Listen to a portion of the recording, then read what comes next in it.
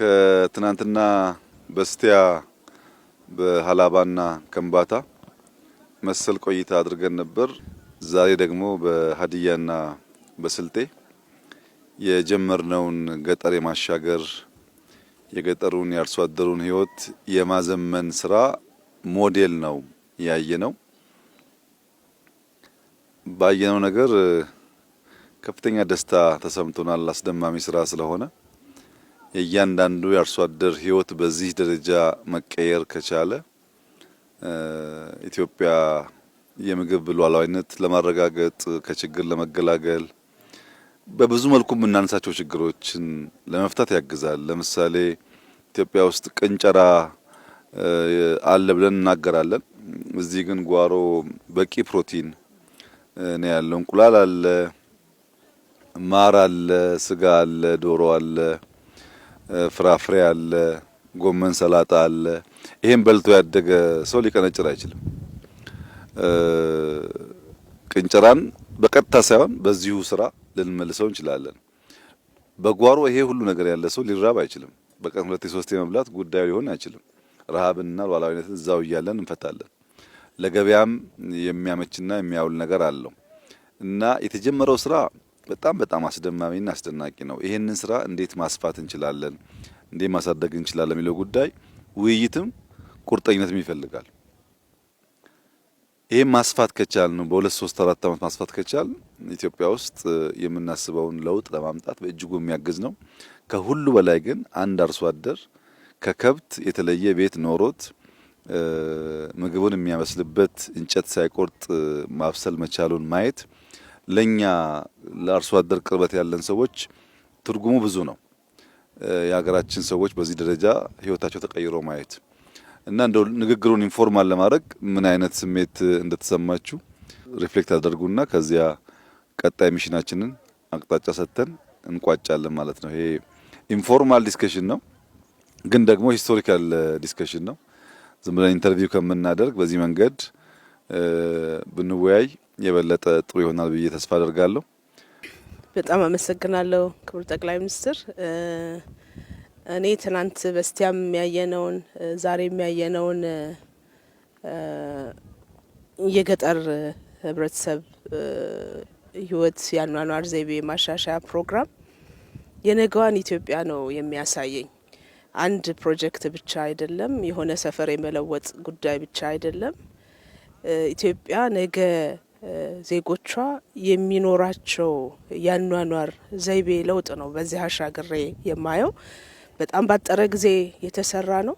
ከተማ ላይ የማይገኝ ያልተበከለ ንጹህ አየር ሁሉንም ለህብረተሰብ እድገት ወይም ለአንድ ጤናማ ልጅ እድገት የሚያስፈልጉ ምግቦችን የትም ሳይሄድ ከጓሮ ቀንጥሶ ማየት የአእምሮ ምግብ የሚያገኝበት ለአካልም ምግብ የሚያገኝበት ንጹህ በሆነ ስፍራ ብርሃን ኖሮት ኢነርጂ አግኝቶ ላይፉን ትራንስፎርም አድርጎ የሚኖር ማህበረሰብ በእርግጥም የተለምነው ብልጽግና የእውን የመሆኛ ጊዜው ብዙ ሩቅ እንዳይደለ ማሳያ አድርጌ ነው የተገነዘብኩትና በጣም ትልቅ ተስፋ፣ ትልቅ አቅም በትንሽ በራስ ሀብት በራስ አቅም ክህሎትን፣ እውቀትን እና የአካባቢ ሀብትን አገናኝቶ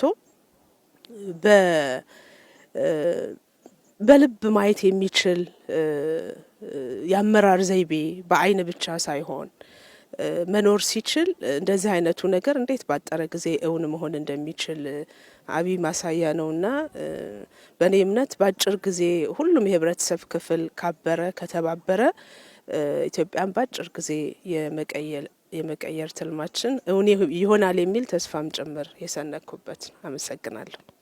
አመሰግናለሁ ክቡር ጠቅላይ ሚኒስትር። ከከተማ ኮሪደር ወጥተን ወደ ገጠር ኮሪደር ስንገባ ማህበረሰቡን እንዴት ባለው አቅም ባለው በአካባቢ ሪሶርስ ማበልጸግ እንደሚቻል ሀገር የምትበለጽገው ቤተሰብ ሲበለጽግ ማህበረሰብም እንደዚሁ ነውና ይሄ ትልቅ ማሳያ ነው። የነበረ ግን ያላየ ነው። እይታን የሚጠይቅ ጉዳይ ነውና ይሄ ኢኒሼቲቭ ቤተሰብን ቀይሮ ወደ ሀገር ልማት ብልጽግና የሚያሻግረን እውንም ደግሞ መሆን የሚችል በአጭር ጊዜ ይሄ ከተከናወነ ማህበረሰቡን ህብረተሰቡን አስተባብሮ ደግሞ ሰፊ ስራ መስራት እንደሚቻልም ያየንበት ነው። በተለይ ደግሞ በገጠር ያሉ የማህበረሰብ ክፍላችን በጣም አድካሚ የሆነ የኑሮ ዘይቤ ነው ያላቸው። ይህንን የሚያቀልላቸው ሶላር ኢነርጂው፣ የባዮጋሱ በፊት እንደ ዌስት የሚጣሉ ነገሮች ጥቅም እንዳላቸውና በተለይ ደግሞ ለእናቶችና ለሴቶች በጣም አድካሚ የሆነውን እንጨት ለቅመው በጭስ በጣም ብዙ ጉዳት የሚደርስባቸውን በቀለል ባለ መንገድ ከተማ ውስጥ ያለውን የኑሮ ዘይቤ ማምጣት የተቻለበት ነውና ይሄ ትልቅ ጠቀሜታ አለው። ቤተሰብ ጤናማ እንዲሆን ከብት፣ ሰው ሁሉም አንድ ላይ ከሚኖርበት በዘመነ መንገድ በገጠርማ አካባቢ እንደዚህ አይነት የተሻለ ህይወት መኖር እንደሚቻል ጤንነቱ የተጠበቀ አእምሮ የታደሰ ማህበረሰብ ከህፃናትም ጀምሮ ሁሉንም ነገር የያዘ ስለሆነ የምግብ ዋስትናንም ከማረጋገጥ አኳያ ቀጣዩንም ትውልድ የመገንባት ስራ ነው ብዬ ነው ማምነውና በጣም እጅግ ተደስቻለሁ። አመሰግናለሁ። እሺ፣ አመሰግናለሁ። እኔ በዋናነት መናገር የምፈልገው የእይታ ላይ ያለውን ለውጥ ነው መናገር የምፈልገው። ኢኮኖሚ ለማሳደግ ጥረት ይደረግ ነበር፣ ግን ኢኮኖሚ ብቻውን ብልጽግና መሆን እንደማይችልና ሁለንተናዊ ብልጽግና፣ የማህበራዊ ብልጽግና፣ የሰው አናኗር ዘይቤው ራሱ መለወጥ እንዳለበት አሳይቶናል። በተለይ አሁን ብልጽግናችን እናረጋግጥ ሲባል ሰው ካናኗሩ ከቤቱ መጀመር አለበት በሚል እየሰራ ያለው ነገር እጅግ በጣም የሚደንቅ ነው። ከዛ ባሻገር በግለሰብ አርሶ አደር ደረጃም የተሻለ ኢኮኖሚ ያላቸው አርሶ አደሮች አሉ። ነገር ግን ምን አይነት ቤት ውስጥ መኖር እንዳለባቸው አያውቁም። ምን አይነት መኝታ ላይ መተኛት እንዳለባቸው አያውቁም። የአካባቢ ጽዳታቸውን በሚፈለገው ቤታቸውን በሚፈለገው ልክ በንጽህና አያያዝ እንኳን አያውቁም፣ ኢኮኖሚ ያላቸውም ጭምር። ስለዚህ ኢኮኖሚ ያላቸው አርሶ አደሮችም የተሻለ ገቢ ያላቸው አርሶ አደሮችም የተሻለ ቤት ውስጥ መኖር እንዲችሉ፣ የተሻለ አካባቢ ውስጥ መኖር እንዲችሉ ትልቅ ለውጥ ያመጣ ነው።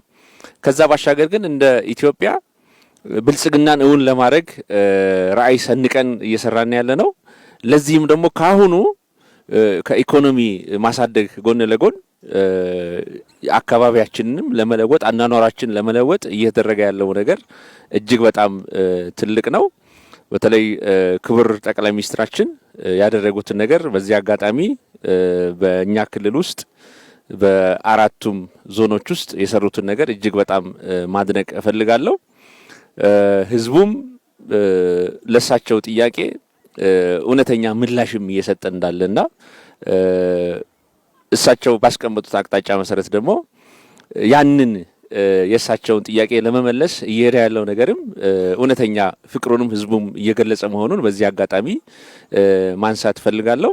በአጠቃላይ የኢትዮጵያ ብልጽግና እውን ለማድረግ የተጀመረው ነገር እጅግ በጣም ድንቅ ነው። በዚሁ ይቀጥላል። እኛም ደግሞ የበኩላችንን እሳቸው በሰጡን አቅጣጫ መሰረት ተጨማሪ ሞዴል ነው አሁን የተሰራው። ተጨማሪ ቤቶችን ተጨማሪ መንደር ለመፍጠር ደግሞ በግልም በጋራም ኃላፊነታችንን ለመወጣትም ዝግጁ መሆናችንን በዚህ አጋጣሚ ለመግለጽ ፈልጋለሁ። አመሰግናለሁ። እጅግ አድርጌ አመሰግናለሁ። ክቡር ጠቅላይ ሚኒስትር ዶክተር አብይ ይሄ ስራ በጣም በትልቁ አካባቢ እንዲለወጥ ትልቅ ውጤት አምጥተዋል። በባዶ ቦታ ነው የጀመርነው። በትንሽ ጊዜ ውስጥ አካባቢ መቀየር እንደሚቻል፣ ኑሮን ማሻሻል እንደሚቻል፣ ይህ ሂደት ደግሞ በቅንጅት ሲመራ የፕሮጀክት አስተሳሰብ መምራት ስንችል በቀላሉ መስራት እንደሚችል ተረድተናል። ሌላው ያለን ነገር እንዳልተጠቀምንም አይተናል። አብዛኛው ይሄ ቤት የተሰራበት 90% አፈር ነው፣ 10% ነው ሲሚንቶ የተጠቀም ነው። ስለዚህ በቀላል በአካባቢ ቁሳቁስ ዜጎቻችን የተሻለ ኑሮ መኖር የሚችሉበት ሁኔታ መፍጠር እንደምንችልም አይተናል። ስለዚህ ያለን አቅም አልተጠቀምንም የሚለው ወስደን አቅማችን እንድናይ አስችሎናል። በፉክክር መስራትም ውጤት እንዳለው አይተናል። ይህ ፕሮጀክት ሲመራ የአሰራር ሂደት ነበረው። ሂደቱን የሚከታተሉ ነበሩ፣ የሚቆጣጠሩ ነበሩ። ደረጃ እያወጡ የሚያሳውቅን የጽህፈት ቤቱም ነበረ፣ ፕሮጀክት ኮንሰልታንትም ነበረ። ስለዚህ አጠቃላይ ስራዎች በቅንጅት ሲሰሩ የቁጥጥር ስርዓት ሲኖራቸው የፉክክር ስርዓትም የትብብር ስርዓትም ሲኖራቸው ውጤት እንደሚያመጡም አይተናል። ይሄ ለዚህ አካባቢ ትልቅ ጸጋ ነው። ይሄን አይተን በቀጣይ ለመስራትም ዝግጁ ነን። ብዙ አርሶ አደሮችም ስልጠና ወስደዋል፣ ወጣቶች ስልጠና ወስደዋል። አሁን እኛ ማሽኑን ገዝተናል፣ ማምረቻውን የማሽኑን ገዝተናል፣ ዝግጅት አድርገናል። ስለዚህ በጠቅላይ ሚኒስትሩ እርሶ የተሰጠንንም ሀሳብ ከመነሻ ሞዴል እንደሆነ እንደምናሰፋው ውስጣችን ነበረ። ለዚህ በቂ ቅድመ ዝግጅት አድርገናል። የተጀመሩ መንገዶች ውጤታማ እንደሆኑ አይተናል። ይሄን አስቀጥለን እንቀጥላለን። እጅግ አድርጌ አመሰግናለሁ። አመሰግናለሁ። እኔም ሀሳብ መስጠት የምፈልገው በተለይ እይታው ላይ ነው። ያው በተለይ እኔ ፐርሰናሊ የሚደንቀኝ ከለውጡ በኋላ ብዙ አዳዲስ ነገሮች እየወረዱ ነው ያሉትና በሚወርዱ ጉዳዮች ደግሞ ያሉ ጉዳዮች ናቸው ማለት አሁን መሬቱን ብናይ ያለ ነው፣ ሰውን ብናይ ያለ ነው፣ አመራሩን ብናይ ያለ ነው። ግን አዳዲስ እንደዚህ አይነት አይዲያዎችን ክሬት አድርጎ ወደ አዲስ ነገር መለማመድ ላይ መግባት ላይ ብዙ ያዝ የሚያደርጉ ነገሮች ነበሩ። አሁን ግን ወዲያው አዳዲስ ነገሮች በተለይ ጠቅላይ ሚኒስትራችን አዳዲስ ነገሮችን ወደ ታች ያወርዳሉ። እታች ያለውም አካል ተከታይ የሆነ የመጣበት ሁኔታ ነው ያለውና ወዲያው ተቀብሎ ተግባራዊ ማድረጉ ላይ ትልቅ ለውጥ ነው እያየን ያለ ነው ማለት ነው። ይሄን ቦታ ሲጀመር ያየ ሰው ለማመን የሚያቅት ስራ ነው የተሰራው ማለት ነው እና በአንድ ቦታ በትንሽ ቦታ ሁሉንም ነገር ማሳካት እንደምንችል ጭምር ያየንበት ሁኔታ ነው ያለውና በተለይ ይሄ አካባቢ ደግሞ መስመርም ስለሆነ መንገድ ዳርም ስለሆነ አጠቃላይ አገር አቋራጭ መኪናዎችም ሁሉ ሲመጡ እየወረዱ እያዩ ፎቶ እያነሱ ተሞክሮውን እየወሰዱ እየሄዱ ያለበት ሁኔታ ነው ያለውና ትልቅ አቅም ነው እየሆነ ያለው። እኛ አሁን ውስጣችን እየተነጋገርን ያለ ነው እንደ ክልልም እንዴት ነው ማስፋት ያለብን ይህን ጉዳይ ብለን ነው እያሰብን ያለ ነውና በጣም ነው እኔ ውስጤን የነካው። ትልቅ ስራ ነው የተሰራው። አርሶ አደሩም ጭምር መስራት ከተቻለ ለውጥ ማምጣት እንደሚቻልም ጭምር ቁጭት የፈጠረበት ሁኔታ ነው ያለው። በዛ በኩልም ያለው አርሶ አደር እዚህ ማሳ ላይ ያሳረፍናቸውን ነገሮች በሙሉ ማሳረፍ ጀምሯል። ኢቭን ማቴሪያል ጭምር መሰብሰብ የጀመረበት ሁኔታ ነው ያለውና ስለዚህ መስራት ከተቻለ ለውጥ ማምጣት እንደሚቻል በአጭር ጊዜ ውስጥ ማሳካት እንደሚቻል ትልቅ ትምህርት የወሰድኩበት ነው የሚለውን ነገር ለማንሳት ነው። አመሰግናለሁ ክቡር ጠቅላይ ሚኒስትር።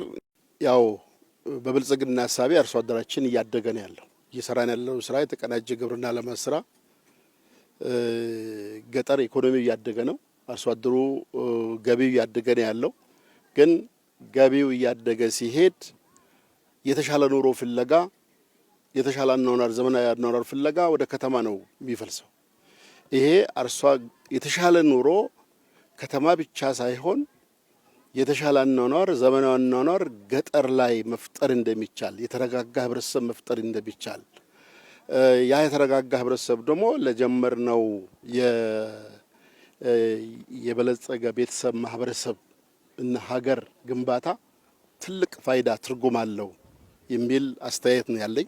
ባለፉት 3 ወራት የፕሮጀክት ሀሳብ ማለት ምን ማለት እንደሆነ ክትትል ምን እንደሚያመጣ በመፈጸም አቅም በጥራት በወጪ መቀነስ ምን እንደሚያመጣ እኛም የተማርንበት ነው። ይሄንን አስፍተን ወደ መላው የገጠርቷ አካባቢ እንግዲህ የብልጽግ አርሶ አደሮች መንደር ሁሉም አካባቢ እንዲፈጠር የተሻለ ኑሮ ከተማ ብቻ ሳይሆን የተሻለ ኑሮ ዘመናዊ ኑሮ ገጠር መኖሩን ማሳያ ነው። እኔ የዛ ነው ብዬ ነው የምወስደውና እጅግ ታላቅ ስራ ታላቅ ሀሳብ ኢትዮጵያን የሚያሻግር ስለሆነ እኔ በጣም ደስተኛ ነኝ። እንደ አንድ ዋና ገበሬ በጣም ነው ደስታዬ ወደር የለውም ለማለት ነው። አመሰግናለሁ።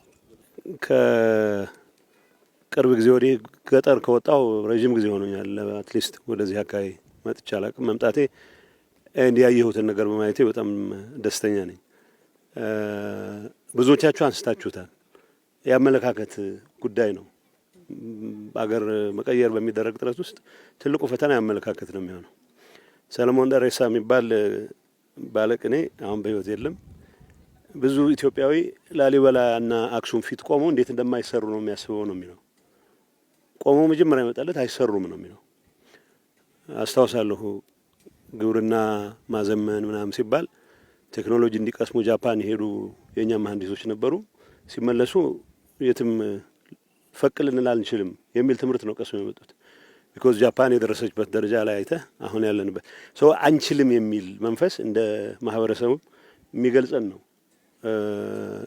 እንጂ አሁን ያየኋቸው ቤቶች ንጹህ መሆናቸው ብቻ አይደለም፣ ሁሉም ነገር የተሟላባቸው መሆናቸው ብቻ አይደለም፣ በራስ አቅም በአካባቢ አቅም የተሰሩ መሆናቸው ነው። ከሁሉም በላይ አመራር ውስጥ ያለ ሰው ሳይቀር የራሱን ንጽህና የማይጠብቅበት ንጽህና የሚጠበቅበት ቦታ ለማግኘት ቤት ለማግኘት የግድ ቦታ መቀየር አለበት ብሎ የሚያምንበት አገር ውስጥ ነው የኖር ነው። እስካሁንም ያ አመለካከት ሙሉ በሙሉ ተሰብሯል ማለት አይቻልም።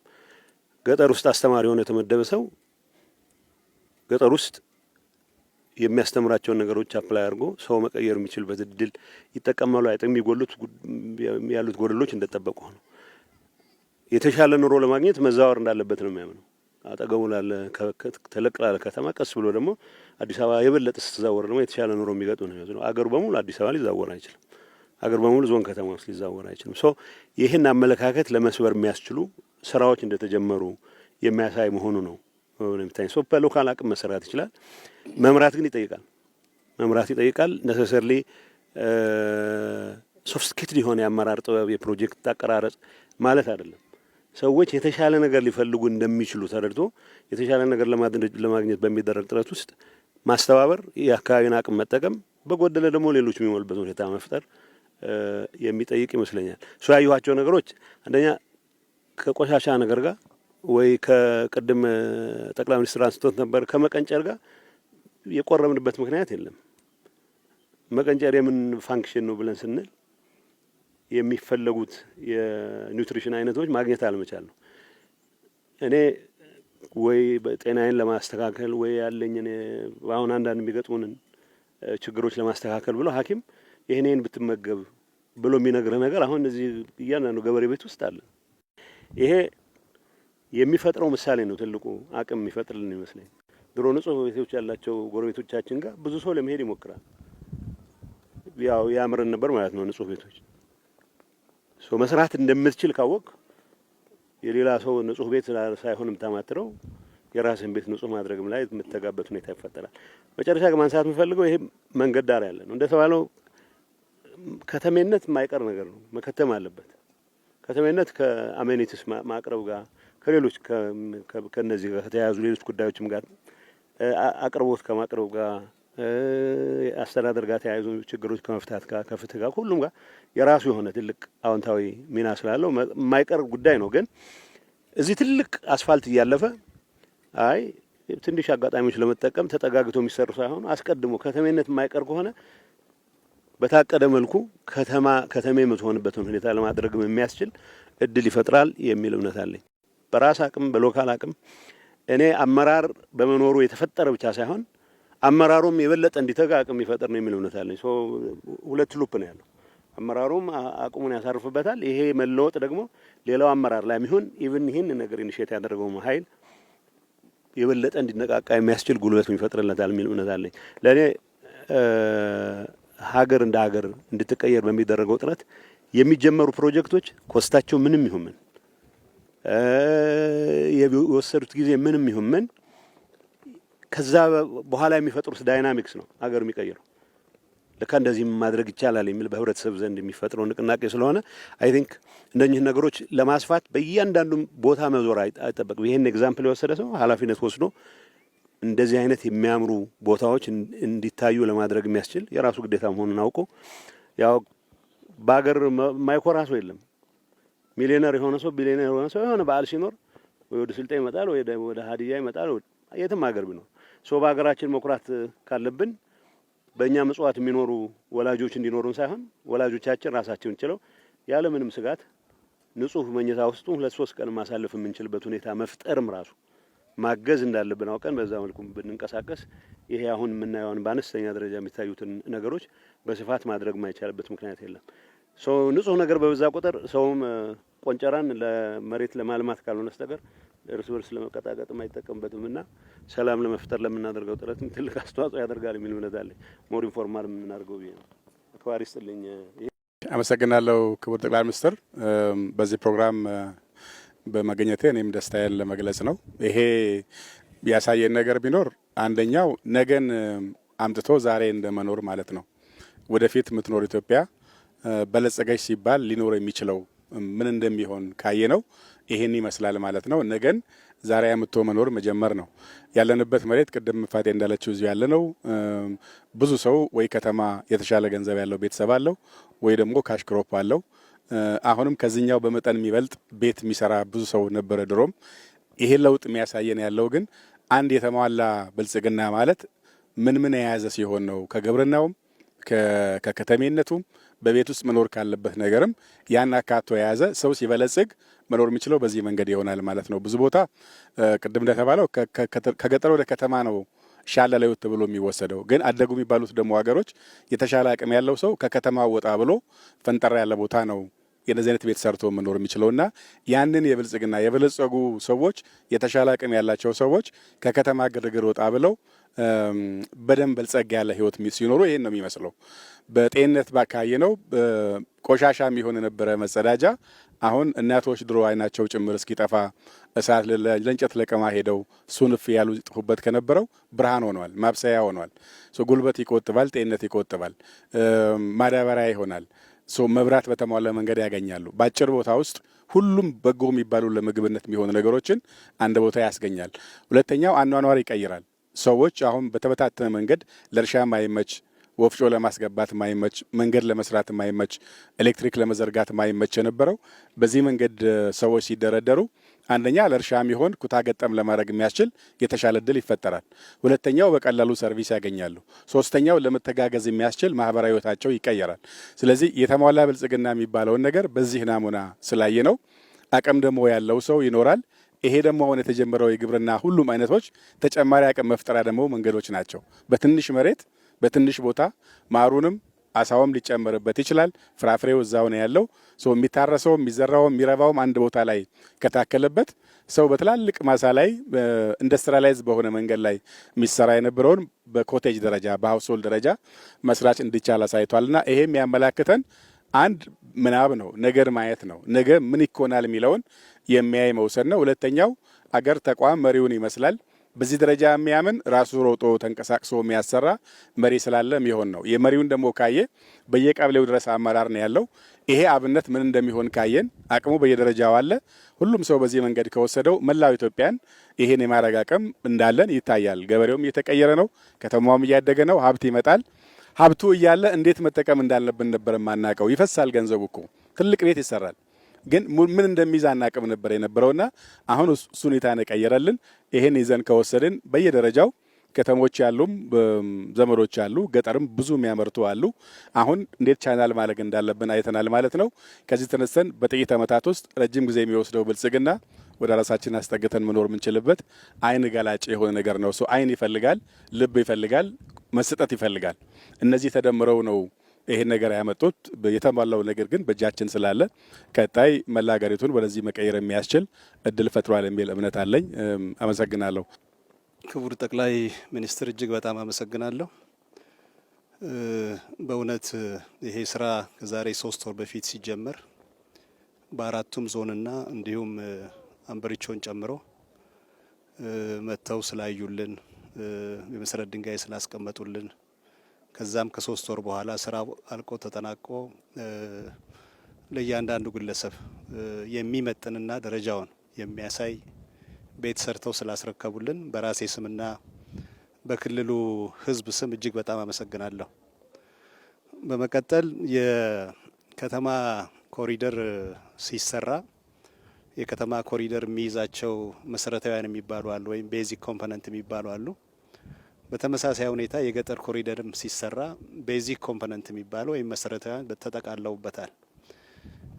ዋናው ቤት ላይ በከተማም ጭምር ያሉ ሳሎን ቤት ያለው 3 መኝታ ቤት ያለው ስቶር ያለው ወደ ኋላ ስንሄድ ደግሞ ሰርቪስ ቤት ያለው በሰርቪሱ ቤት ውስጥ ለጥጆች ማደሪያ ቤት ያለው መጸዳጃ ቤት ያለው ኪችን ያለው ይሄ የተሟላ ነው። ወደ ጓሮ ስንሄድ የተለያዩ አትክልቶች ለራሳቸው ፍጆታ የሚጠቀሙበት አልፎ ተርፎ ደግሞ ለሽያጭ የሚውሉበት ከቤቱ ፊት ለፊት ስንመጣ ግሪነሪ ያለው በተመሳሳይ ሁኔታ የተለያዩ ፍሩቶችን አትክልቶችን አምርቶ ሊሰጥ የሚችልበት ቦታ የተለያዩ አገልግሎቶች ስንመለከት የሶላር መብራት አገልግሎት የሌላ መብራት መጠቀም አቅማችን ወደዚህ እስከምናመጣው ድረስ ያንዳንዱ አርሶ አደር ሶላር ተጠቅመው የመብራት አገልግሎት እንዲያገኝ ምግቦችን በሱ እንዲያበስል ከብቶቹን ቀን የሚያወሉበት ቦታ የሚያበላበት ቦታ ከብቶችን ደግሞ ዳሪ ተጠቅመው ባዮጋዙን የማብላላት ይሄ በጣም ትልቅ ነው። ሌላ ሀገር ላይ ስንሄድ የምንመለከተው የምንቀናው ነገር ዛሬ በሀገራችን ተግባራዊ ሆኗልና ይሄ በጣም ትልቅ ስራ ነው ብለን ነው የምንወስደው። ለነበሩት ሀሳብ ላረጉልን አጠቃላይ የመምራት ሰርቪስ ወይም አገልግሎትና ስለመሩን ጭምር እጅግ በጣም እናመሰግናለን። በቀጣይ ከዚህ ወስደን እኛ ይሄን ጉዳይ ማስፋፋት መቻል አለብን። የከተማውን ሕዝብ ኑሮ ለመቀየር ያሰብናቸውን የተለያዩ ኢኒሼቲቮች ተግባራዊ በምናደርገው ልክ የገጠሩንም ሕዝብ በተመሳሳይ ሁኔታ ተረባርበን በአጭር ጊዜ በተሰጠን አሳይመንት መሰረት በቅርብ ጊዜ እነዚህም በመቶ ማባዛት በሺዎች ማባዛት የህብረተሰቡን አቅም ማስተባበር የአመራሩን አቅም ማስተባበር እና ሙሉ ጊዜያችንን በስራ ላይ እንደምናሳልፍ ቃል እየገባውሎት አሁን የጀመርናቸውን ስራዎች በተለያየ መንገድ ሳይሰሩ ለማደናቀፍ የሚሞክሩ አካላት ጊዜ የለንም፣ ጆሮአችንም ለነሱ አንሰጥም። ሙሉ ጊዜ 24 ሰዓት ህብረተሰቡንና አመራሬን ይዤ በስራ ላይ እንደማሳልፍ በዚህ አጋጣሚ ቃል እገባለታለሁ። አመሰግናለሁ። መልካም ውይይታችን በጣም ሸጋ ነበር። የተማማርንበት ሀሳብ የተለዋወጥንበት ለነገ ስራችንም ስንቅ የያዝንባቸው አንኳር ጉዳዮች የተነሱበት ነው። በጥቂት ጉዳዮች ላይ ብቻ ሪፍሌክት ለማድረግ ጌታቸው ካነሳው ሀሳብ ተነስቼ ትንሽ እሱ ያጎደለውን ላክልበት። ጌታቸው ምን አለ ነገር ስናይ እንዴት እንደማይቻል ለመተንተን ነው የምናየው። እንደዚህ አይነት አደገኛ ባህል አለ። ውጭ ሀገርም ስንሄድ ርቀዋልና አይደረስባቸውም ብለን ለመማር መጣልና ያለው ትልቅ አባባል ነው። እሱ ላይ ግን ላክለው የምፈልገው ነገር አለኝ። የጌታቸው ሀሳብ ሙሉ እንዲሆን እንዴት እንደማይቻል ብቻ አይደለም ጌታቸው የምናየው፣ ከተቻለም ለመካድ ያለን ሙከራ ነው አደገኛ የሆነው። ለምሳሌ ከተማ ኮሪደር ስንሰራ በተደጋጋሚ አንስቼዋለሁ። ማን ዲዛይን አደረገላቸው? ማን ሰራላቸው? ገንዘቡ ከየት መጣ? ሌላ ሰው የሚፈልገው ላሊበላም ቢሆን ሲሄድ እንዴት እንደማይሰራ ማመን ብቻ ሳይሆን ኢትዮጵያ ያልሰራው ዲዛይኑን ከሌላ አገር ጋር ማያያዝ፣ አክሱምን ሲያ ከሌላ አገር ጋር ማያያዝ፣ የኑቢያን የኩሽን የአክሱምን ስልጣኔ የፑንትን ስልጣኔ የማያምንና የማይቀበል እሳቤ ነው ያለው። ቀደም ከሰለጠኑት ውስጥ ከቅድመ አክሱም የፑንት ስልጣኔ፣ የኩሽ ስልጣኔ፣ የኑቢያ ስልጣኔ ራሱ የአክሱም ስልጣኔ የነበረበት የዛጉዌ ስልጣኔ የነበረበት ሀገር አሁን ከዛ ያነሰ ስራ ሲሰራ ሲያይ ሌላ ባለቤት ፈላጊ እንጂ ይቻላል ብሎ አያስብም። ከተማ ላይ አይቼዋለሁ ይሄን ነገር። ማንኛውም ስራ ስንሰራ ማን ሰራላቸው ቱ ዘ ኤክስተንት ማን ጻፈላቸው ብሎም ያስባል። አንችልም አይቻልም ባዮች ነን። ተችሎ ስናይም የኛ አይደለም ብለን ባለቤት ፈላጊዎች ነን።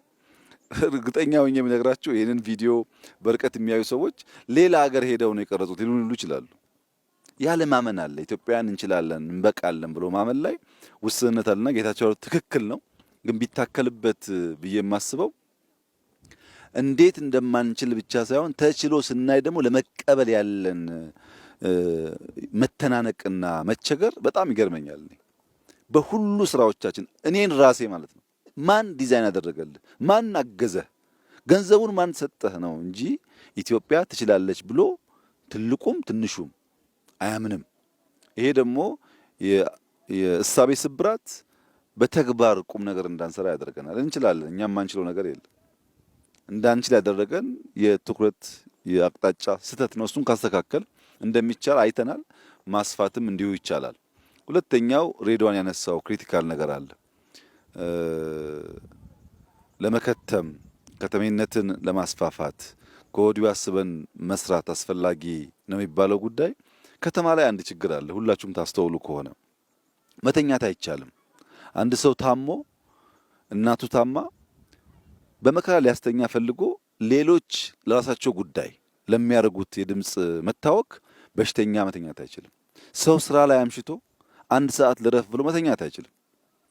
አንዱ ለራሱ ደስታ ለራሱ ነፍስ ስጋ እርካታ ሌላውን ማወክ መብቱ ነው ይመስለው። ይሄ በሁሉ ዓለም የሌለ ነገር ነው።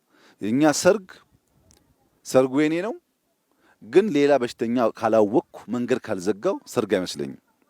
ለቅሶ የሞተብኝ ሰው እኔ ነኝ፣ መንገድ ካልዘጋው ሌላውን ካላወቅኩ አስፓልት ላይ ድንኳን ካላሰርኩ የኔ ለቅሶ የተከበረ አይመስለኝም። ዓለም እኔ ብቻ አይደለሁም። እምነትም ይሁን ለቅሶም ይሁን ሰርግም ይሁን የግል ጉዳይ እንጂ ሌላውን ሰው የሚያወቅ ከሆነ የሚረብሽ ከሆነ በማህበር የመኖር መሻታችን አደጋ ውስጥ ይገባል።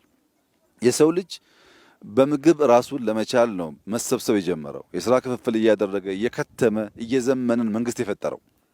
ያን መንግስት የፈጠረበትን ትተን ወደ ኋላ ተመልሰን የአንደኛው ኑሮ ዘዬ የአንደኛው አኗኗር ጎረቤቱን የሚያውክ እየሆነ ሲሄድ ሄዶ እድሜ የሚያሳጥር ብስጭትን የሚያበዛ በብስጭት በሽተኛ የሚያደርግ ነገር መፈጠሩ አይቀርም። አሁን ይህን ተመልከቱ። መንገዱ እዛ ማዶ ነው ያለው። 30-40 ሜትር ራቅ ብሎ ቤት ሲሰራ ይህ ሃይዌይ ነው። በየጊዜው ከሆሳና አዲስ አበባ፣ ከአዲስ አበባ ወራቤ መኪና ይንቀሳቀሳል። መንቀሳቀስ አንከለክልም። ስራ ነው፣ ህይወት ነው። እኛ ራቅ ካላልን ግን መኪና ባለፈ ቁጥር መተኛት አንችልም ማለት ነው። እንረበሻለን። የሚረበሽ ሰው እንቅልፉ የተረበሸ ሰው ደግሞ ነገ ፕሮዳክቲቭ መሆን አይችልም። እና ራቅ ማለቱ ነገ ለመከተም ብቻ አለ። መንገዱን እናስፋ ብንል አናፈርስም፣ ሀብት አናወድምም ማለት ነው። ከመንገድ ባሻገር ዛሬም ደግሞ ቤቱን አራቅ ነው እንጂ አይሰራበትም ማለት አይደለም። መሬቱ የጎመን ቃሪያ፣ ሰላጣ ይሰራበታል። ይህንን የኑሮ ዘዬ መማር በብዙ መልኩ ለኢትዮጵያውያን የሚገባ እና የሚያስፈልግ እንደሆነ ይሰማኛል። ሶስተኛው በተለይ የክልላችን ርዕሰ መስተዳድር የዞናችንም አስተዳዳሪ መገንዘብ ያለባቸው ጉዳይ በቅርቡ መንግስት ከ1.5 ሚሊዮን ያላነሱ ቤቶች በሚቀጥሉት ዓመታት ገነባለሁ ብሏል። ይሄ ማለት አዲስ አበባ ላይ የሚገነባ አይደለም፣ የእናንተን ስራ ጨምሮ ነው። በየቀበሌው በየሰፈሩ የምንሰራቸው ቤቶች ናቸው ተደምረው በሀገር ደረጃ ያንን ውጤት የሚያመጡት። እኛ ከዛ በላይ ነው እቅዳችን፣ ግን የተጋነነ ቁጥር ተናግረን ሳንተገብር እንዳንቀርን ብለን የቀነስ ነው። እያንዳንዱ ቀበሌ ወረዳ በዚህ መልክ ስራውን ከሰራ ካለንም ጥርጥር ባነሰ ጊዜ ያንን ቤት ልናሳካ እንችላለን። ሰምታችሁ ይሆናል የስሪዲ የቤት አገነባብ ቴክኖሎጂ ወደ ኢትዮጵያ እያመጣን ነው። ቤት እንደ ፋብሪካ የሚሰሩ ፋብሪካዎች እያመጣን ነው። በቀን አንድ ቤት ሁለት ቤት መጨረስ የሚችሉ ፋብሪካዎች እያመጣን ነው። ብረት ገጣጥሞ ቤት የሚሰሩ ፋብሪካዎች እያመጣን ነው። እነዚያ ፋብሪካዎች ግን አንድ ሰፈር ሳይሆን በየመንደሩ መኖር አለባቸው። ከፍተኛ የቤት ችግር ስላለብን በስቶ ጸዳ ያለና የዜጎቻችን ኑሮ የሚያዘምን ቤቶች ማብዛት ይኖርብናል። ከዚህ አንጻር ቅድም ከዞኑ አስተዳደር ጋር ስነጋገር ከወረዳ ጀምሮ 80 የሚጠጉ ተመራጮች አሉ ብሎኛል። በወረዳ በዞን በክልል ምክር ቤት በፌዴራል ምክር ቤት የሚወዳደሩ 80 ገደማ በስልጤ ዞን ብቻ አሉ ብሎኛል። እኔ ለስልጤ ወንድምና እህቶቼ ማሳሰብ የምፈልገው ነገር እነዚህ 80 ሰዎች ቢያንስ 10 ቤት ካልገነቡ በሚቀጥለው ምርጫ አትምረጧቸው ነው። ያልሰራ ሰው መመረጥ የለበትም። ዝም ብሎ እያወራ ምርጫ የሚባል ነገር የለም። ጊዜ ያላችሁ አሁን 3 ወር ነው እኛ የሰራ ነው። እናንተ 6 ወር 7 ወር አላችሁ፣ 8 ወር አላችሁ። ከዚያ በላይ ማድረግ ትችላላችሁ። ያ ሲሆን ደረታችንን ነፍተን ሰራንል ብለን ነው እኛ ወደ ምርጫ የምንቀርበው እንጂ ገና ተስፋ እየሰጠን ከመረጥከኝ በኋላ እናደርግልሃለን እያልን ከሆነ መቼም ልንለወጥ አንችልም። እና እያንዳንዱ ሰው በዚህ አግባብ ሚናውን የሚወጣ ከሆነ ምን አይነት ከባቢ ልንፈጥር እንደምንችል አስቡት። ሁለተኛ ሰሞኑን በየዋህነት በስህተት አላባና ከምባታ ላይ መቶ ቤት ስሩ ብያቸው ነበር። ካለማወቅ ነው፣ ይቅርታ ይደረግልኝ። ስልጤና ሀዲያ ግን ያ ቁጥር አይሰራም። ሁለት መልክ እንስጠው። አንደኛው በስልጤ አካባቢ የተወለዱ አመራሮች በየትኛውም ደረጃ ያሉ አመራሮች ቅድም ባልኩት መሰረት ለምሳሌ 80ዎቹ 10 ከሰሩ 800 ሆነ ማለት ነው። እያንዳንዱ ዞን ሚኒመም 1000 ቤት ካልሰራ እኔ ወደዚህ አልመጣም ተመልሼ። 1000 ቤት ትችላላችሁ ሰርታችሁ ጥሩ እንመጣለን። ስንመጣ ግን በሁለት መንገድ ነው የምመጣው። አንደኛው ይሄ መንደር በሺዎች ሲገነባ የስልጤ ተወላጆች እንደው ቢያንስ በሁለት ሳምንት አንድ ቀን እሁድ የሁለት ሰዓት መንገድ ነች። በሁለት ሳምንት አንድ ቀን እሁድ መጥተው በጋራ በየቤቱ በልተው ጠጥተው ከተማ ቢሆኑ የሚያጠፉትን ገንዘብ ለአርሶ አደሮቹ ከፍለው ቢሄዱ እነሱንም ሞራል ይሰጣል፣ ካልቸር አይጠፋም፣ ዝምድና አይበላሽም፣ ማህበራዊ ኑሯችን የተጠናከረ ይሆናል። ሌሎች ደግሞ የስልጤ ተወላጅ አሁን ደግሞ በወር አንዴ በ3 ወር አንዴ አንድ ቀን እሁድ ከሬድዋን ጋር ከሙፈሪያት ጋር ከኡስማን ጋር ጠዋት ነድተው መጥተው ክትፎ አለ አይብ አለ በጣም ብዙ ነገር አለ እዚህ በልተው ጠጥተው ሀገር አይተው ቢሄዱ መዝናኛም ነው። ሀገራዊ ትስስርም የሚፈጠር ነገር ነው። እንግዲህ የሚያሳዝነው ነገር ከበደ ታሟል ከተባለ ለማዋጣት ሩጫችን አስቡት። እንዳይታመም ኑሮውን ጤነኛ ለማድረግ ግን መስራት እንችላለን። ሽንት ቤት ካለው ከከብት ጋር የማይኖር ከሆነ ንጹህ ውሃ ካለው መብራት ካለው ሰውየው እንዳይታመም ማድረግ ስንችል ታሟል ብለን ብር እናዋጣለን። በተለይ በውጭ የሚኖሩ ዜጎቻችን ከበደ ሞተ ሲባል አስክሬን ለመላክ ብር ይዋጣል። ሳይሞት ነው ማገዝ፣ ሳይሞት ነው መደገፍ። ለአስክሬን ከምናዋጣ ለበሽተኛ ከምናዋጣ አሁን ብንሰራው ያንን ነገር እንቀንሰዋለን። ሶስተኛ ሰርግ። የኢትዮጵያ ሰርግ የውድድር የታይታ ሆኗል። የኢትዮጵያ ሀዘንና ለቅሶ ቤት የታይታ ለቅሶ ቤት እኮ ሰርግ ነው። ቁርጥ የሚበላበት ነው። ቢራ የሚጠጣበት ነው።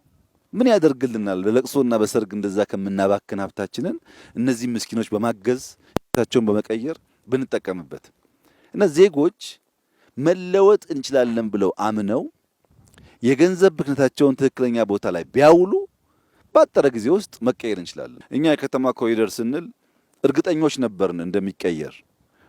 ሳናስብበት ዘለን የገባንበት ጉዳይ አይደለም። ብዙ መክረን ከወረዳ በላይ ያሉ ሰዎች አሰልጥነን በጉዳዩ ተወያይተን ሀብት የምናገኝበትን መንገድ አስበን ከተማ ጀመርን። አሁን ይሄ ስራ ሲጀመር ድንገት የመጣን የሚመስለው ሰው አለ። ድንገት አልመጣንም።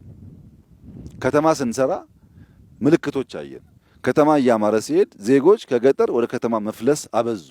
ከተሞች ያላቸው ሀብት ውሃው፣ መብራቱ ለሚፈልሰው ሰው በቂ አይደለም። ተመልሶ ድሮ የምናውቀው ነገር ሊፈጠር ነው።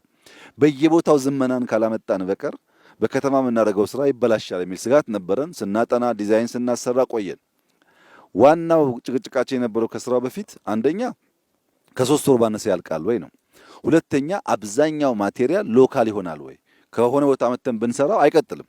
እንዳያችሁት ነው። ጭቃው 90% አፈሩ ሁሉም ቦታ የሚሰራው ሎካል ነው። የሀዲያውም ሀዲያ ነው፣ የከምባታውም ከምባታ ነው፣ የሀላባውም ሀላባ ነው።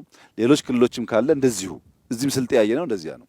ሎካል ማቴሪያል ተጠቅመን ወጣቶች አሰልጥነን ይህንን ቤት የምንሰራ ከሆነ ስራ እንፈጥራለን፣ የጸዳ ኑሮ ዘዬ እንከተላለን፣ የሰው ፍልሰት እንቀንሳለን። እኔ እርግጠኛ ሆኜ የምነግራችሁ በገጠር እንደዚህ አይነት ህይወት ካለ ብዙ ሰው ከተማ የሚመኝ አይመስለኝም። በተለይ መንገድ ኖሮ በቀላሉ መጓዝ የምንችል ከሆነ ሰው ምን ያደርጋል ከተማ ውስጥ? ከተማ እኮ ቆሻሻ ነው ብዙ ነገር፣ አየሩም ድምጹም አያስተኛም፣ ረባሽ ነው። እዚህ ይሻላል እና ይህንን ነገር ማስፋት የፖለቲካ ስራ አናድርገው። እኛ የተሰጠን ሲዝን ለቁም ነገር ነው። ይህንን ቁም ነገር የህዝባችንን ኑሮ ቀይረን እያንዳንዱን ሃውስሆልድ ቀይረን ካላየን በቀር ትርጉም የለውም። ሌሎች ደግሞ ላልተገባ ዓላማ ጊዜና ሀብታቸውን ለሚያጠፉ ወንድምና እህቶቻችን ያለኝ መልእክት እውነት ለመናገር ጀግና ኢትዮጵያ ውስጥ ትርጉም ብልሽት አለው። ጀግና ማለት ክላሽ አንግቦ መሄድ አይደለም። ጀግና ማለት የአንድን አሮጊት ቤት የሚሰራ ማለት ነው። ክላሽ ማንገብ የሚያስፈልግባቸው ቦታዎች፣ ሁኔታዎች፣ ሙያዎች ይኖራሉ። አብዛኛው ማህበረሰብ ግን ክላሽ ከሚያነግብ የድሃን ቤት ቢቀይር ይሻላል እና ጀግንነታችን ሀገር በማልማት ሀገር በመቀየር ህዝብ በመቀየር ብናደርገው እኛ ለማኞች ልንሆን አይገባም። እንደዚህ ያለ ለም የሚያምር ሀገር ያለን ሰዎች ሆነን ለማኝ መሆናችን ያሳዝነኛል። አሁን በቅርቡ ከልመና ነፃ ለመውጣት ስራ ጀምረናል። ህዝብ አወያይተን ታውቃላችሁ። ወደ 7-8 ክልሎች ጨርሰዋል። ማወጅ ይፈልጋሉ፣ ግን ያልጨረሱ ሰዎች አሉ። ለምን ያልጨረሱም? የተፈናቀሉ ዜጎች አሉ። ያ የተፈናቀለው ዜጋ ቤቱ ገብቶ ቤቱ እንዲገባ አድርገን እንዲህ አድርገን ሰርተንለት ህይወቱን ብንቀይር ኢትዮጵያ ባጠረ ጊዜ ውስጥ የማንንም ስንዴ ማትለምን መሆን ትችላለች። ሰው አፈናቅሎ ማፈን ፖለቲካ ሆነ ኢትዮጵያ ውስጥ። ሰው ቤቱ ቀየው እንዳይመለስ ፖለቲካ፣ ክላሽ መያዝ፣ መሰልጠን፣ ማደግ፣ መጀገን ሆነ፣ መበላላት፣ መጀገን ሆነ። እንዴት ብሎ መሬቱ ይልማ ታዲያ? እና ከዚህ ወጥተን በሀገር ደረጃ የሚጨበጥ ለውጥ ብናመጣ ቢያንስ ልጆቻችን ከስደት፣ ከችግር፣ ከእርዛት፣ ከጦርነት ተላቀው በሰላም ደስተኛ ህይወት እንዲኖሩ ስለሚያደርጋቸው እኔ ለእናንተ እዚህ ላላችሁ ሰዎች ያለኝ መልእክት እንግዲህ 3 ወር የተባለው እኛ መምጣት ስላልቻል ነው እንጂ ከወር በፊት አልቋል ስራው። በነበረው ፕሮግራም የተጨናነቅ ነው። 2 ወር 3 ወር ውስጥ እንደዚህ ያለ መንደር መስራት ይቻላል። ይህንን የስልጤ ዞን አመራሮች፣ የሀዲያ ዞን አመራሮች በሺዎች ደቡብ አፍሪካ ብትሄዱ በጣም በርካታ ዲያስፖራ ሀዲያ አለ። ለዚህ 2-3 ቤት መስራት ለነሱ ከባድ አይደለም። ሁሉ ባይችሉ የሚችሉ ብዙ ናቸው። ስልጤም እንደዚሁ ነው። በከተማ በጣም ንግድ የሚወዱ ገንዘብ የሚሰሩ ዜጎች አሉበት እና ለማህበረሰባችን ቁም ነገር ሰርተን የሚጨበጥ የሚታይ ነገር ጥል ለማለፍ የሚያግዝ ስለሆነ እንረባረብ፣ እንስራ ነው። ካልሰራን በቀር ሀገር አይለወጥም። ዝም ብሎ አሁን ያለው የምኞት እንትን አይሰራም። መስራት ይፈልጋል። አንደኛ ማመን ይፈልጋል። እችላለሁ ብሎ ማመን ይፈልጋል። እበለጽጋለሁ ብሎ ማመን ይፈልጋል። ማመን ብቻውን ግን በቂ አይደለም። መስራት ይፈልጋል። ያኔ ፈጣሪም ያግዛል፣ ሰውም ያግዛል። እዚህ ይህንን ስራ የተማሩ ሰዎች የዚህኛውን ሰውዬ ቤት ለመቀየር ምንም ችግር የለባቸው ማለት ነው እና የዞናችን አስተዳዳሪ 1000 ቤት በአንድ ወር ከጨረስክ በአንድ ወር እንመጣለን፣ በ2 ወር ከጨረስክ በ2 ወር እንመጣለን፣ በ6 ከጨረስክ በ6 እንመጣለን። እኛ ግን ስራው ሳይሰራ ዳግም የምንወደውን የስልጤ ህዝብ የምናይበት እድል የለም ማለት ነው። ካልሰሩ ሰዎች ጋራ ጊዜ አናባክንም። ሁለተኛ ውድድር ያስፈልጋል። እንዴት ስልጤ ከሀዲያ ያንሳል? እንዴት? በክላሽ እኮ አይደለም፣ በቤት ግንባታ። እንዴት ሀዲያ ከከምባታ ያንሳል? እንዴት ከምባታ ከሀላባ ያንሳል? ውድድር የሚያስፈልገን ሀገራችን በመለወጥ ነው። የተለወጠ ስልጤ ካለ እንኳን ሀገሬው ሰው የውጭ መጥቶ ትምህርት ይወስዳል። ውድድሩ መሆን ያለበት በልማት ነው፣ በስራ ሁሉም ክልል ባለው አቅም ተዘርግቶ የዜጎቹን ህይወት የሚቀይር ከሆነ ካለምንም ጥርጥር የበለጸገች ኢትዮጵያ ማየት እንችላለን። እንተባበር፣ እንስራ፣ እንደመር፣ ወደ ውጤት ራሳችንን እናዘጋጅ። አንችልም የሚለውን የተሰበረ ሀሳብ እንስበር። ኢትዮጵያውያን እንችላለን። ድሮም ችለን አሳይተናል። አሁንም ችለን ማሳየት እንችላለን። ዛሬ ባየሁት ነገር በጣም ተደስቻለሁ። የምጠብቀው ነገር ነው። ግን በማዕከላዊ ክልል በ4ቱ ዞኖች የተሰሩ ሳምፕል ስራዎች በመላው ክልሉ ተስፋፍቶ ለውጤት እንዲበቁ የክልላችን ርዕሰ መስተዳድር ሌላ ስራ የለህም፣ የአርሶ አደር ህይወት መቀየር ነው። እጅግ አድርጌ አመሰግናለሁ።